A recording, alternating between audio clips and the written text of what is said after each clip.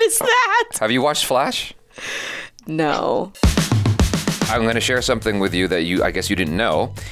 Nicolas Cage was actually supposed to play Superman many years ago, and a lot of the internet knows this. You apparently do not, so I'm sharing it with you.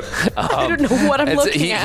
He was paid $20 million because he was contractually obligated to play Superman, and then the studio decided to cancel the project, but they still had to pay him $20 million to play Superman. So he got paid $20 million to do nothing. And I'm going to share a spoiler about The Flash. So if you haven't seen The Flash yet, you maybe skip forward 20 seconds in the video. He was also a cameo appearance in The Flash. Okay, as Superman. Ghost Rider is Marvel? Yes. Copy you. Dang, they paid him $20 million for nothing just to him to then buy the LaLaurie mansion and then go bankrupt. Wow. We went to a dark place. That's what happened afterwards. Hello, That's everybody. Wild. I'm Jaby joined by Lorena ABREU. And careful what you share with her because she will roast you. So this is a Nicolas Cage talk Superman movie that was never made flashback. I'm very curious to see this video here because I've never actually heard him talk about it, but I've always wanted to hear him talk about it. And so it would be the first thing I'd ask him about if I ever met him again. So you guys hit the subscribe button, bell icon, all notifications. Pretty please vote this up. Let YouTube know you're enjoying what you're watching. Here we go. Do you know who Junchung Taekwondo is? Yes, I've heard of it. Okay. So I come from the Junchung Taekwondo system. Yes. And Nick Cage's son at one point trained in that same system. That's how I'm. Oh, that's how very I'm, cool. Know, this is wild. See, Superman to me is a character who is a misfit, and he. Yeah, are you losing your mind already? Seeing that? Are those? That looks AI generated. Is that real? That's Tim Burton right there. He's a misfit, and he's an alien from another planet, and he's trying to fit in. So there's a lot you can do with those feelings of not being normal. Christopher Reeves is known for playing Superman. He was wonderful. George Reeves. Yeah, it's a different time now. You know, we're going into the new millennium, so Superman's like a voice that, as I said, will go around the world. He has an old video. I mean, I know Nick Cage looks exactly the same. Yeah, he does look the same actually. I aged mean, really well. Yeah, his hairline is exactly the same. I know. Whatever it is, he figured it out. Yeah. Good for him. And so, what do I want to say? You know, I got an opportunity here to take that voice and to say something positive with it. And so, I think it's time to re-examine the myth of Superman. I've always believed in comic books and the importance of comic books for children, especially when they're handled right, because they had a pretty interesting impact on my childhood. It's like... Can you imagine this voice being Clark Kent? I was just thinking that same thing. I was just wondering, I was wondering, would he change his accent to be a little more neutral? No, you paid Nick Cage to be Nick Cage. You pay Nick Cage. Yeah, now that I think about it, he's pretty much been Nick Cage in all the movies I've seen him in. I mean, in Con Air, he turned up the accent even harder. And so he's played with a southern drawl, I think, in Con Air, which was the best movie ever. It's right up there with The Godfather. I'm being facetious. I'm being facetious. I'm being facetious. And so, anyway, Con Air, yes, accent. The English have Shakespeare, and they're very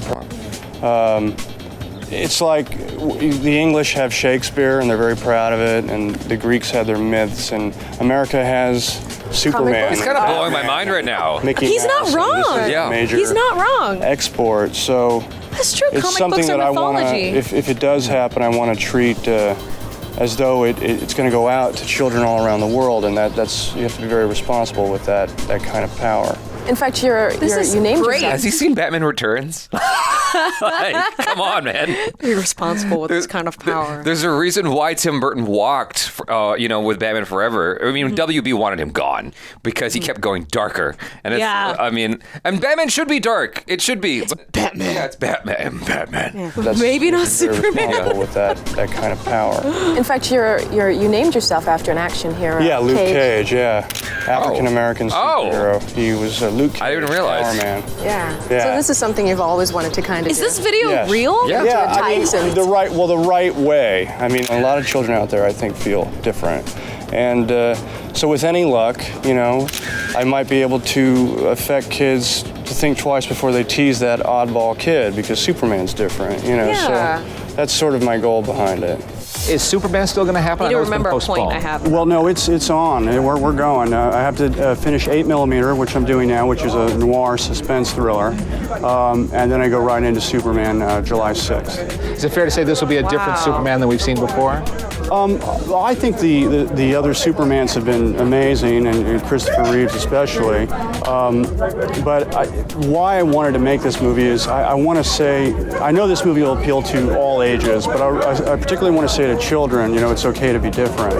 And kids are in class getting called weirdo. Don't feel bad because Superman's a weirdo. He's from outer space. And so I hope there will be elements that will be unique. And I wonder if he at all was talking about his kid, his son. Interesting. In some of these thoughts, because his son, I'm reticent to use the word weirdo. I don't want to say that, but his son would go out in costume and stuff like that, and that's not something kids would normally do if it's not Halloween. You know what I mean? And so, but he supported his son. It's like, whatever you want to do, kid. Gonna cosplay 4 days in a row next week.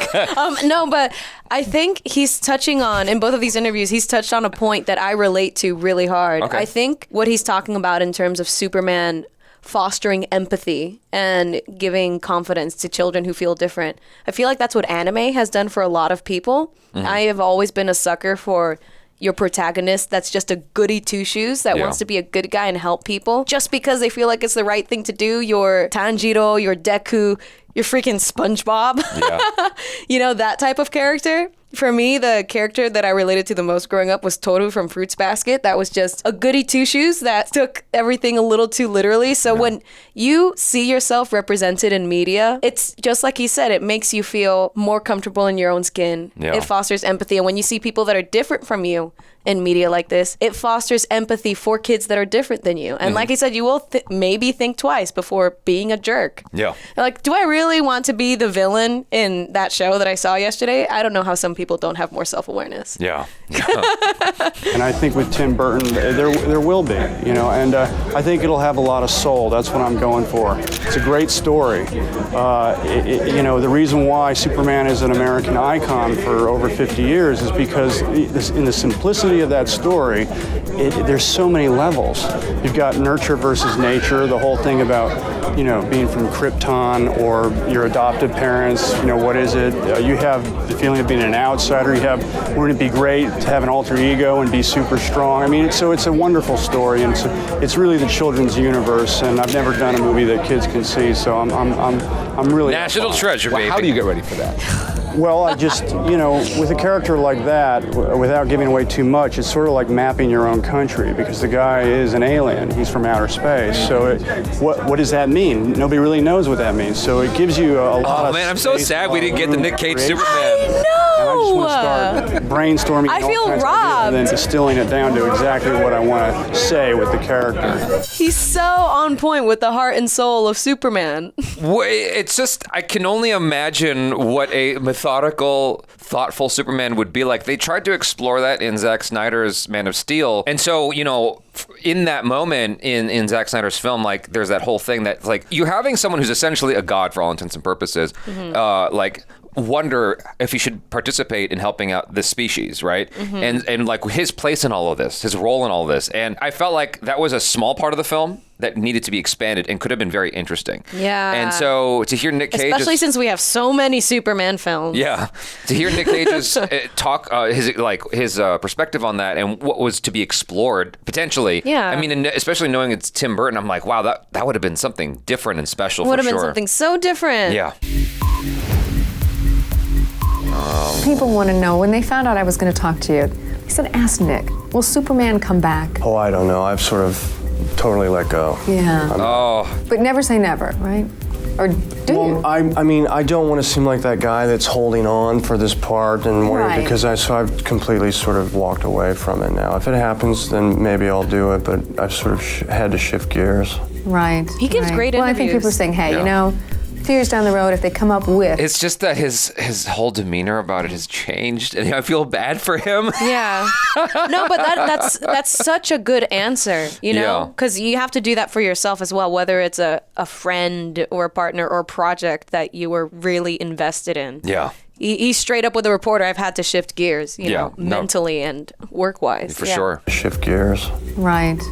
Well, I think people are saying, hey, you know, a few years down the road, if they come up with the script, Yeah. I think they hope you do I think that was the idea, you know, to get the script right. Right. So if they came back and said, okay, now we have the perfect script, you would consider it? Sure. I think it'd be fun, you know. It would be sincere because of my fascination with comic books. And I'm interested in doing things which are pure, you know, and come from an organic place that's pure. And I think that would be pure because I think I could find the fantasy aspect of it. The child in me would awaken to it. But again, it's, you know, I've sort of walked away from it right now. That's wild. Damn. That's so crazy. Yeah, I feel so bad for him for that specific thing. And it seems like from there, Nick Cage has gotten progressively more and more Yeah. meme-ifiable. Like, he's become more and more of an eccentric kind of character. Yeah. One of my favorite things from him was Nick Cage responds to Twitter or something like that. And it's like a whole thing where he's answering all these questions that Twitter asks him as himself. It's very interesting. That's funny. No, he also seems very self-aware of the meme that he is. Maybe. I mean, he's certainly having fun. Well, he certainly doesn't seem to care. No, I mean, because it just lifts his profile. I mean, then you get a film like The Unbearable Weight of Massive Talent, you know? Did you see that? I did not. It's all tongue-in-cheek. None of it's based on anything real per se, but it's borrowing from real-life elements, and so it's fun. It's Nick Cage. It's a movie about Nick Cage, starring Nick Cage. Yeah. Oh my God. Yeah. So. I really need to be in the right headspace to watch that. Oh, it's a lot of fun. Achara loves the film. But this is interesting timing because they just announced a new casting for a new Superman, and I'm just like, these studios are so obsessed with regurgitating the same IP. It is just getting crazy now. Well, guys, yeah, I mean, there's other stories to tell. Well, you and I were watching something the other day Exactly. about the martial arts superstar thing and how everything is hinging on IP that is known. Yeah, one of the reasons why we don't have new, young, emerging action stars is because studios aren't giving a chance to innovative, original, action-oriented scripts and any original scripts in general. Yeah, I do think that there are still... I don't know if you can tell that I care. No, I hear you. I do think that there's still room for creativity within those parameters, though. Like, you know, we have The Batman starring Robert Pattinson, and that doesn't necessarily speak to the conversation that we had before. Yeah. But that's a very different kind of movie. It was fun. Yeah. I enjoyed that movie. I had fun. I love my emo stuff. But at the same time, simultaneously, we've had so many Batmans. Sure. Even if you're keeping it to the DC universe. Like, I'm about to cosplay Starfire. There's so many. DC actually is so rich in unique characters. I love characters that aren't just OP because when you have limitations, you can have a more interesting I agree story. 100%. I agree Like, if you're- 100% with that. Like Yes. The Flash. If I saw you like so OP fast motion that you stopped coffee from hitting the ground as it was dripping and then see you struggling to fight a guy with a fog machine, I'm checked out, bro. But DC actually has a plethora of characters as a Teen Titan fan and a Teen Titan comics books fan. Like, even within the comic book universe, there's so many stories to tell. Guardians of the Galaxies proved that people will show up and show out for characters they've never heard of before. Well, they tried. Come on. They tried with the Suicide Squad, and they're trying They again. just made bad Did you see the new one? I have not. The first one. A lot of people like the new one because it's a different. really? Yeah, because it's different. And that said, Margot Robbie is a 10 out of 10 Yeah. as Harley Quinn. I enjoyed Birds of Prey a lot. One of the things James Gunn is spearheading in the new DC revamping is a something that you might be familiar with. I'm not. It's some kind of comic book that's like kind of like how Guardians of the Galaxy was this like random offshoot thing and then it popped off. He's doing the same thing with the DCU. There's like a comic book thing that he's very excited about that a lot of people have never heard of, including myself, that he's gonna have as one of the first things out the gate. I know they made a Blue Beetle movie. There's that. It's not out. It's not out. It's not out. No. Yeah. I hope it's good. I want it to be good. But anyway, you guys, thanks so much for hanging out. Let us know your feelings in the comments below. Subscribe, bell icon, all notifications. Vote this up. I am Jaby Kuwait. This is Lorena Abreu. Peace out.